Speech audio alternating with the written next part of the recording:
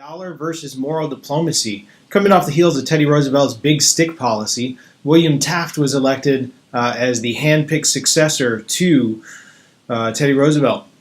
Roosevelt assumed that he'd continue many of his programs. However, Taft had his own ideas. Taft wanted to use the economic strength of the United States in order to fulfill many of these obligations. Taft used what was called dollar diplomacy. In other words, a promise to protect U.S. investors if they went into these Latin American countries. The United States would intervene if there's ever any problems that were being faced by the American investors. What this does is increase both the amount of investment in the foreign countries, the idea being that with more investment there would be more progress, more jobs, more opportunities. It would help to civilize these populations.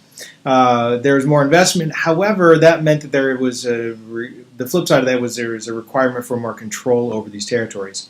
When the Democrat Woodrow Wilson, as you remember from 4.6, was able to come into the office, he switched over to something referred to as moral diplomacy. In other words, he said he was going to teach the populations how to elect good men.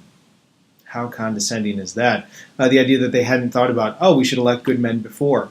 So teach them to elect good men, and he also would vow to protect business interests in America. In either case, in the Latin American countries. In either case, what happens is both of those presidents ended up more heavily investing the United States into these Latin American territories and more heavily angering these Western Hemisphere countries based on the policy.